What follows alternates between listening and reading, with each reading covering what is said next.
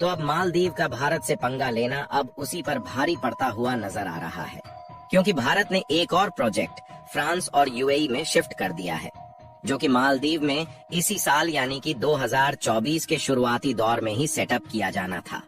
मालदीव को लग रहा था कि वह चीन से हाथ मिला लेगा तो भारत उसकी और ज्यादा इज्जत करेगा, लेकिन भारत अब यह बात अच्छे से समझ चुका है कि मालदीव से दोस्ती रखना हमारे लिए खतरा साबित हो सकता है। और मालदीव के राष्ट्रपति मोहम्मद मुइज्जू ने चीन के साथ मिलकर भारत के खिलाफ जो एग्रीमेंट किए हैं, भारत उसका दांव निकलने में कोई भी कसर नहीं छोड़ने वाला।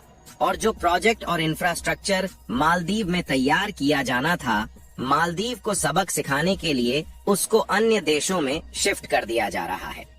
और ये मालदीव के लिए काफी यूजफुल प्रोजेक्ट था, क्योंकि इससे मालदीव की इकोनॉमी में एक बहुत बड़ा फायदा होने वाला था। दोस्तों, हम बात कर रहे हैं सोलर पार्क प्रोजेक्ट की, और इसकी खास बात यह थी कि भारत की IHCL यानी कि इंडियन होटल्स कंपनी लिमिटेड, ताज रिजॉर्ट्स और ईस्पा मिलकर ज्वाइंट वेंचर में इंफ्रास्ट्रक्चर तैयार करने वाली थी।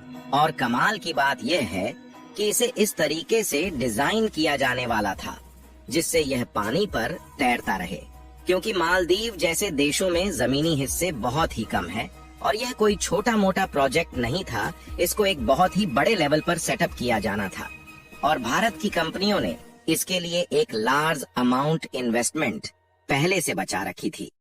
लेकिन मालदीव के राष्ट्रपति मोहम्मद मुइज्जू ने चीन से हाथ मिला लिया है, तो भारत इस प्रोजेक्ट को यूएई और फ्रांस में भेजने का फैसला बना लिया है। पूरी डेवलपमेंट क्या है, इस वीडियो में समझते हैं। मालदीव के खिलाफ भारत के इस शानदार फैसले के लिए इस वीडियो को एक लाइक करके चैनल को सब्सक्राइब जरूर करें। असल में हुआ यह है कि जब मालदीव ने भारत के खिलाफ चीन के साथ मिलकर खिचड़ी पकाना शुरू कर दिया है, तो भारत भी मालदीव को ठिकाने लगाने की कोई भी कमी नहीं छोड़ने वाला। और भारत ने जो इन्वेस्टमेंट प्लान मालदीव के लिए तैयार किया था, अब उसी इन्वेस्टमेंट से दूसरे देशों में एक बड़े लेवल पर कुछ प्रोजेक्ट स्टार्ट किए जा रहे हैं।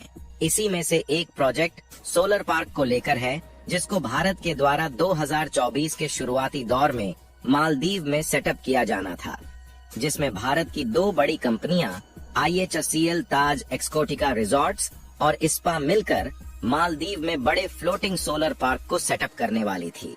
इस प्रोजेक्ट की खास बात यह है कि इसको इस तरह से डिजाइन किया जाना है कि पानी में आसानी से तैरता रहे, जिससे जो रूरल एरिया सोलर पार्क को सेटअप करने में कंज्यूम हो जाता है, उसे बचाया जा सके। और इससे मालदीव के एनवायरनमेंट को पॉल्यूशन से बचाया जा सकता था, क्योंकि मालदीव में टूरिस्ट को अच्छी सुविधा देने के लिए डीजल जनरेटर का इस्तेमाल किया जाता है। डीजल जनरेटर का लार्ज नंबर में इस्तेमाल करने से मालदीव का पॉल्यूशन तेजी से बढ़ रहा है।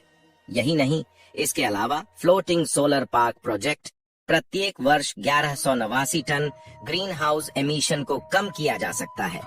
इससे 4,39,000 लीटर डीजल को प्रति वर्ष बचाया जा सकता है।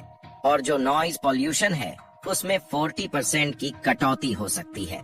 लेकिन अब मालदीव ने भारत के साथ दुश्मनी लेकर अपनी अर्थव्यवस्था को किस लेवल का नुकसान पहुंचाया है, उसका पछतावा अब उसे होने लगा है।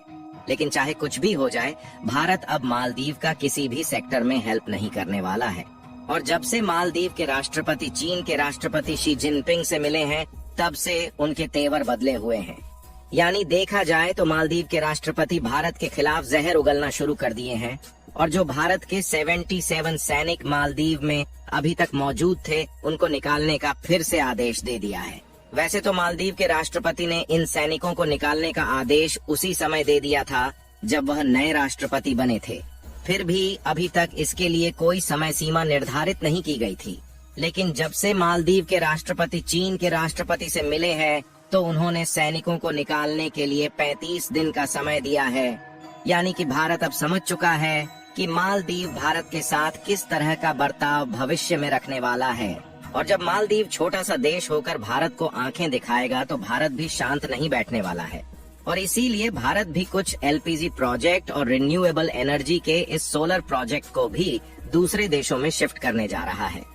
अगर आप इस आर्टिकल को देखें तो मालदीव में सुबह 8 बजे से शाम 5 बजे तक हर रोज जनरेटर का इस्तेमाल किया जाता है जिससे टूरिस्ट को अच्छी सुविधा दी जा सके।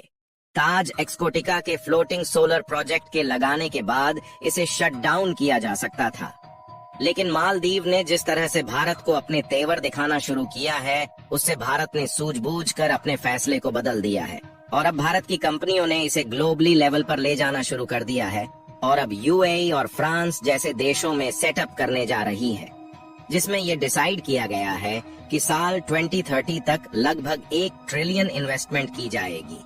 और ध्यान दिया जाए तो दुनिया में 121 ऐसे देश हैं जहां पर सोलर पार्क की बड़ी मात्रा में रिक्वायरमेंट है और यही मौका भारत को यूएई, फ्रांस और ऑस्ट्रेलिया में मिल चुका है, जहां पर ये कंपनियां अपने फ्लोटिंग सोलर पार्क को सेटअप करने वाली है। और कुछ दिनों पहले हमने एक वीडियो में बताया था कि कुछ एलपीजी प्रोजेक्ट जो कि मालदीव में सेटअप किए जाने थे, उनको भी श्रीलंका में शिफ्ट कर दिया गया है, जिसमें पुणे गैस अब उसी इंफ्रास्ट्रक्चर को मालदीव की बजाय श्रीलंका में तैयार करना शुरू कर दिया है।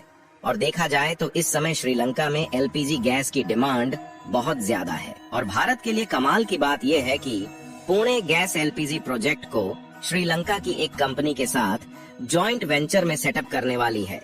इसके अलावा भी पुणे गैस में इस प्रोजेक्ट को इंटरनेशनली अन्य देशों में भी ले जाने वाली है, क्योंकि पुणे गैस के पास नेचुरल गैस को एलपीजी में कन्वर्ट करने की एडवांस टेक्नोलॉजी मौजूद है और भारत की यह कंपनी अपनी टेक्नोलॉजी को और भी ज्यादा बढ़ाने पर फोकस कर रही है। यहाँ तक कि भारत में कुछ दिनों पहले ही यूएई के साथ एफटीए यानी कि फ्री ट्रेड एग्रीमेंट साइन कर लिया है और इस समय भारत को यूएई जैसे बड़े देश का फ्री ट्रेड मार्केट एक्सेस मिल चुका है, जहां पर हम अपने प्रोडक्ट को ड्यूटी फ्री इंपोर्ट और एक्सपोर्ट कर सकते हैं। देखा जाए तो एक समय चीन दुनिया का नंबर 1 सोलर प्रोड्यूसर कंट्री हुआ करता था, लेकिन भारत ने रिन्यूएबल एनर्जी में अपने आप को जिस तेजी के साथ ढालना शुरू किया है, उससे चीन भी पिछड़ने की कगार पर पहुंच चुका है। और भारत ने अपने प्रोडक्ट की क्वालिटी की वजह से मिडिल ईस्ट के सभी देशों में जिस तरह से पहचान डेवलप की है, उससे भारत की कंपनियों को एक बड़ी मात्रा में प्रोजेक्ट मिलना शुरू हो चुके हैं। और जो अभी तक मिडिल ईस्ट के मार्केट में चीन कब्जा किए हुए था, अब उसकी खटिया खड़ी होना शुरू हो चुकी है। एक रिपोर्ट के मुताबिक अमेरिका ने चाइनीज सोलर मॉड्यूल को अपने देश से पूरी तरह से निकाल फेंका है और उसकी जगह अब भारतीय कंपनियां लेना शुरू कर चुकी हैं। आपको बता दें कि फाइनेंशियल ईयर 2023 में इंडियन सोलर सेल्स का एक्सपोर्ट $628 मिलियन के करीब था, जबकि यह साल 2022 में केवल $54 के आसपास था। यानी कि कुल मिलाकर भारतीय सोलर कंपनी ग्लोबल मार्केट का एक्सेस तेजी के साथ लेना शुरू कर चुकी है।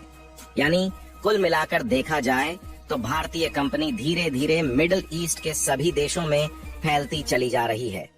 आपको बता दें कि फ्लोटिंग सोलर पार्क के अलावा भी कुछ ऐसे प्रोजेक्ट हैं जिनको भारत मालदीव के बजाय दूसरे देशों में शिफ्ट करने वाला है। और भले ही चीन मालदीव की मदद करने की बात कर रहा है, लेकिन जिस तरह से भारत मदद करता था उस तरह से चीन मदद नहीं करने वाला। बाकी आपको क्या लगता है कि भारत जिस तरह से मालदीव की टूरिस्ट इंडस्ट्री को संभाले हुए था, क्या चीन इतने टूरिस्ट को मालदीव भेज पाएगा या नहीं? अपनी राय कमेंट में जरूर बताएं और भारत के इस शानदार कदम के लिए वीडियो को एक लाइक भी कर दीजिएगा और अपने मित्रों तक शेयर करें ताकि उन्हें भी जानकारी मिल सके। इसी तरह और भी नॉलेजेबल वीडियो के लिए चैनल को सब्सक्राइब जरूर करें।